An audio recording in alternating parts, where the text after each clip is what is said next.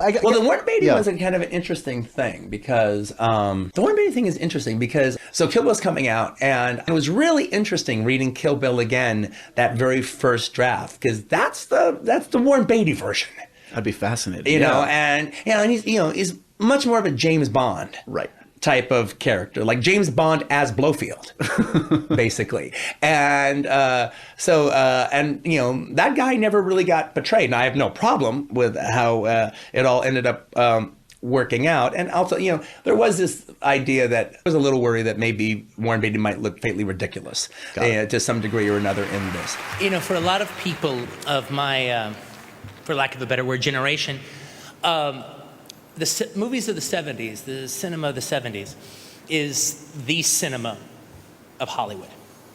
But what people don't talk about that often is the fact that the cinema of the 70s really started in 1967 with the release of Bonnie and Clyde.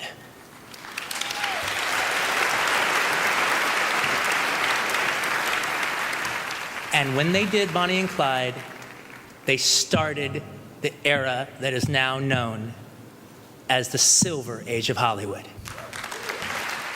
I have an interesting relationship with this movie. All right, because I think the first reel of the movie is the worst mixed reel in the history of Hollywood cinema.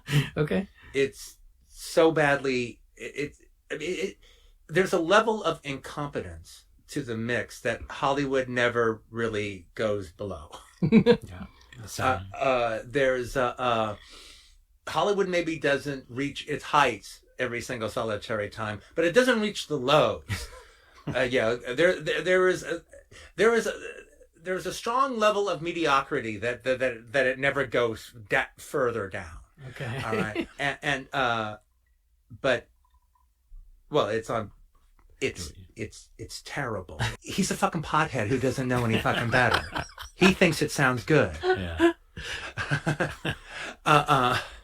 A lot of people think that Warren Beatty actually was kind of the co-director on that movie. I asked Warren Beatty about that once, and he goes, "Well, you don't think that pothead could have got that performance out of Julie Christie, do you?" No, that's fucking no, you probably couldn't. Well, say no more. And Warren Beatty's fantastic in it, Yeah. and it's obvious Warren Beatty's directing himself. He's not listening to Allman. All right. But here's an interesting thing about it. So, I tried to watch the movie like twice on VHS on the big green Warner box, and it's just like it's so ugly. I just wasn't into it. The sound was just awful, and it transferred so terribly to VHS. I can't even tell you. Yeah, I'm sure it was a mess. I was like, ugh, this movie's terrible. All right, and so I tried 2 different times to watch it. Fuck this movie. Then I noticed that there was an IP Technicolor print available, and it wasn't that expensive. And so I picked it up, and I bought it for Rick Linklater. Oh, really? Because he loves this movie. He was a big fan of it. So I thought I was just going to buy it for him and send it to him as a gift.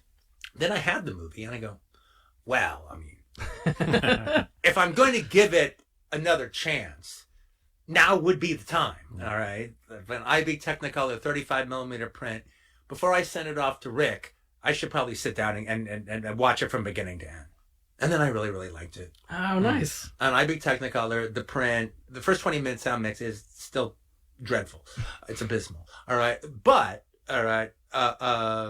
you get caught up in the movie, and it envelops you, and Beatty envelops you, and Christie envelops you, and then the whole end, I think, is just kind of perfect. I like Keith Carradine a lot too. Well, it's heartbreaking. Yeah, that sequence in the middle is heartbreaking. I never got that. No, he never got it. That's the catch. I love it. No, cut to I'm showing it. He can come watch it. It was like 15 years ago that I got. Rick needs to come. Does he know that story? I don't even think he does. Oh, wow. It was just some Joseph looking for a manger. No one will hire you in a rock and roll band. No one will hire you in a rock and roll band. I was the champion of like the movie that everyone, that all the critics put down and said was a fiasco. You liked I defended Ishtar? I championed Ishtar. No, Ishtar's a funny movie. It's a funny movie, especially comedies. Yeah. It's like critics have a thing about, like, you know, spending a lot of money on comedies. It seems obscene to them. Well, where the budget kind of went south for the most part was the fact that, like, Warren Beatty and Dustin Hoffman kind of like had their full freight on the movie. No one will hire you in a rock and roll band.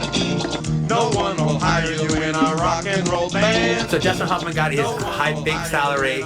Warren Beatty got his high big salary. And everything that goes with it. All right. It would be like if when they did during the time when they did Ishtar, Tom Hanks was famous, but he wasn't the superstar that he is now. Right. All right. So if that had starred Tom Hanks and Peter Scolari, like the two guys from Bosom Buddies. Yeah. Well, then that movie would have cost a lot less and would have been just as funny. Right. Those guys were terrific together, and they would have been really good in that role, and the film would have been seen for what it is. Yeah. I'm a big Elaine May. Of Elaine I think she's May. one of the greatest screenwriters of all time. Yeah, and I think her direction of movies, I'm a big fan of that. and as well. Elaine May is a writer, one of the best screenwriters in the history of Hollywood. And she's a writer who does not put her name on her own projects that much. She would but she oftentimes, for a lot of money, would come in and do huge rewrites that she didn't take credit on. Yeah, they can pay well, and she did some of her most standout work that way. She was very protective about what she eventually put her name on. No one will hire you in a rock and roll band. No one will hire you in a rock and roll band. I'd like to dedicate this next song to a man who likes to play games. To a man that lives his life playing games, premeditated games. A man who's so empty that that's all he can do is play fucking games. A man who's a parasite. A man who lives his life on sucking off other people's life force and their energy. An old man who likes to live vicariously through young people and suck up all their life, because he has none of his own. I'd like to dedicate this song to a cheap punk named Warren Beatty. A man who has a family and a baby, but he's got to spend his time fucking around with other people because he doesn't know what to do with his own life. A man who uses you, uses the media, and uses everybody to fulfill his fucking parasitic needs. Well, listen, home fuck. If you think Madonna kicked your ass, I'm betting my money on a net, you stupid fucking asshole. This is a song called Double Talking Jive, motherfucker.